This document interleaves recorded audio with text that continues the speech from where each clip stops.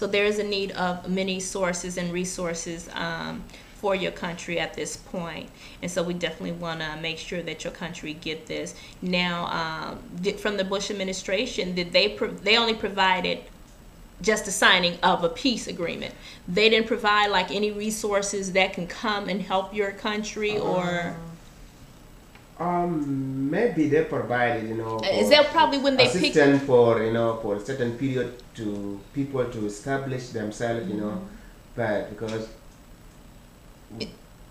I don't know. Was that when the time when they brought you guys, they offered to take 4,000 of you over here in the United States? I mean, because they were showing that there were airplanes that brought you over here to the United States, and then somehow the United States felt that you guys owe them all this money for bringing you over here from Africa. And I'm like, how could you say that to someone who has went through something like that? What you've been through, a war, and then the United States want to tell you, well, you got to pay us some money within 3 or 4 months for us bringing you here to America, whatever. I'm thinking they're doing this out the kindness of their heart, but Yeah, that's true. Because the time that we came here, they just provide us. They'll bring us here, and then when you come here, then you have to pay them. Okay. Which is IOM. Wow. Yeah, you pay like, I don't know, 800 and for something, have to pay them, but they break them down, like you pay $35 a month. Yeah, so you have to pay the government. Is it you talking about through working? Okay, are you talking about that form where they're taking, the government is taking so much? For the plane ticket. For plane ticket. Yeah, you have to pay for a plane ticket.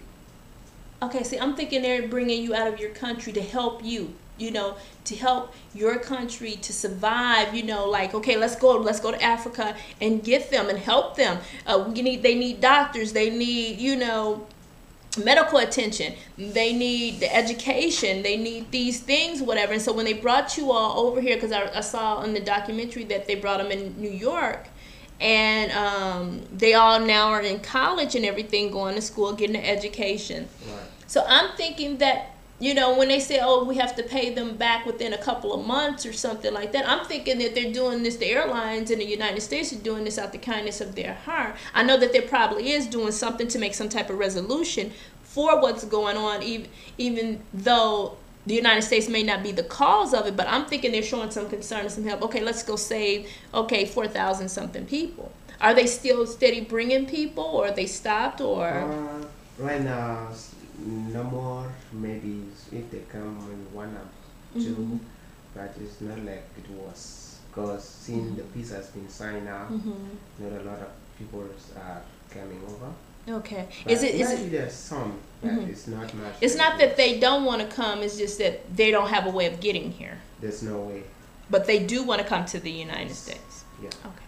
Okay, I understand. Yeah. Okay, so we're going to go ahead and let you feed us out in the need and the criteria that is in high demand in your country, as far as, the medical attention, and let you speak on that, and the great help that is needed, and the effort of the people around the world, around the country, from everywhere to help Sudan, Africa. Yeah, there's a lot of need.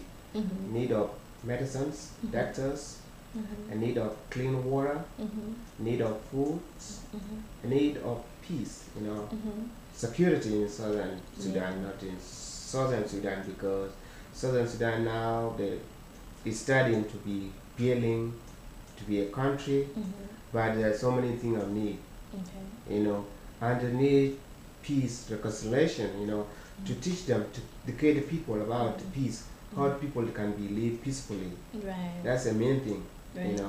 And even we people are living here, we need to also know, because we still have traumatized, You're still traumatized. Yes, and stress, Yeah. because sometimes when you think about what you have been through, and even also you don't have, there's still you haven't seen your parent, you know, it's kind of traumatized also. Even though you talk to them, and sure you haven't seen them physically, it's something that, you know, we need to.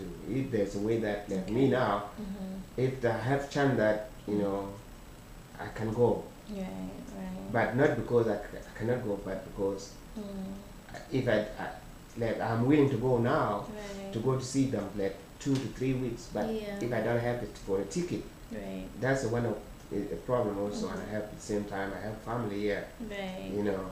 Yeah, you have a beautiful family that I met. Awesome.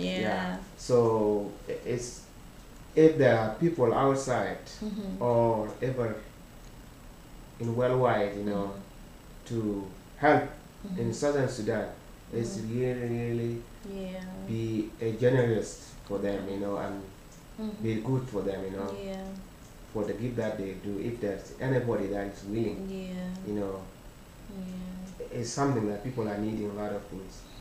No food, there's no factories, you know, like people, the way they cultivate it, they don't have like a machine that, you know, for irrigation, you know. This is a thing that people needing for training. All and all, everything there's need for so many things, but in God's will, it might happen for people that, you know, they are willing to serve other communities, and it's good for international. That peace has been signed, and that's what we are sticking on, and it's hope for us, you know? But lost someone at this time, it's not good. Already we lost so many people.